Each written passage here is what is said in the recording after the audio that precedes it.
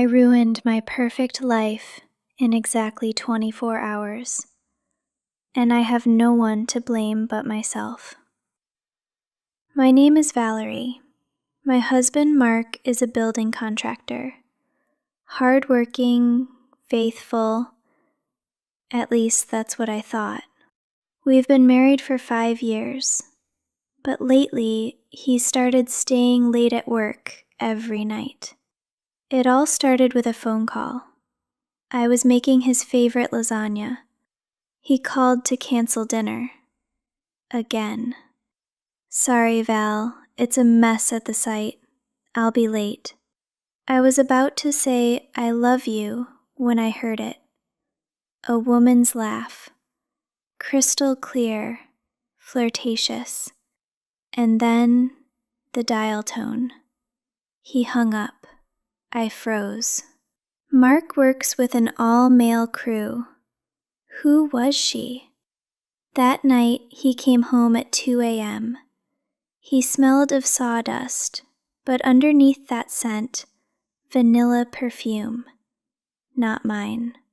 I checked his phone. Password changed. In that exact moment, my love turned into obsession. Before I tell you what I did next, hit the like button if you hate cheaters, and subscribe to the channel so you don't miss new real-life stories. For the next 3 weeks, I was losing my mind. I barely ate. I tracked his location using an app, but he started turning off his GPS. My battery died, he said. Liar. Then Friday came. He told me he was going out of town, to New Jersey, for a new job. I'll be back Sunday night, he said, kissing me on the forehead. But the moment he left, I called an Uber. I followed him. He didn't head for the highway. He drove downtown, to the Palm, an expensive steakhouse we couldn't afford. I watched from the car. A woman approached him, a gorgeous blonde, business attire, confident walk. She laughed at something he said and touched his arm. That touch, it broke me. I didn't make a scene. I didn't scream. I decided to hurt him back. I drove to Kyle's. Kyle was Mark's friend, but he'd always had a crush on me. I knew it, and I took advantage of it. We drank wine. I cried and told him about my husband's affair. Kyle held my hand and said exactly what I wanted to hear. He doesn't deserve you, Val. I crossed the line with him. I cheated. Deliberately. Cruelly. In the morning, I felt disgusted. But I told myself, an eye for an eye. I returned home, packed Mark's clothes into trash bags, and changed the locks. I was ready for war. Sunday evening. Mark came home early. He rang the doorbell because his key didn't work. I opened the door, ready to spit in his face. He stood there with a bottle of champagne and a wide smile, until he saw the bags. Get out, I hissed. Go back to your blonde. I saw you two at the restaurant. Mark looked confused. The restaurant? You mean Mrs. Henderson? I screamed at him. Stop lying. I know everything. And guess what? I slept with Kyle. Now we're even. Silence. The kind of silence that rings in your ears. Mark didn't get angry.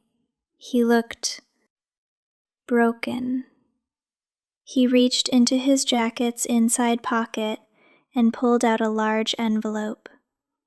He just tossed it on top of the trash bags filled with his clothes. Mrs. Henderson is a mortgage broker, Val. I've been working double shifts to save up for the down payment. I wanted to surprise you for our anniversary. The vanilla perfume? he said quietly. That was the air freshener in her car when we drove to see the lot. And she was laughing because I was telling her how much you'd love the kitchen. He pointed to a photo.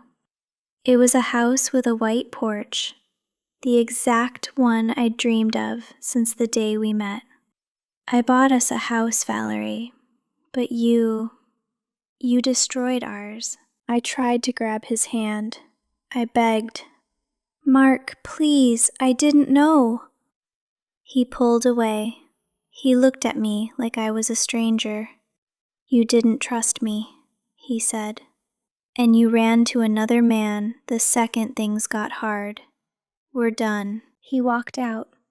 He never even stepped foot in that new house. He sold it a week later. He moved to another state. Kyle blocked my number when he realized I'd only used him for revenge. Now I live alone in a small apartment. Sometimes, when I walk past a construction site and smell sawdust, I stop and look for him, but he's never there. I had a husband who was building me a castle, and I burned it to the ground because I was too insecure to just ask a simple question. Don't be like me.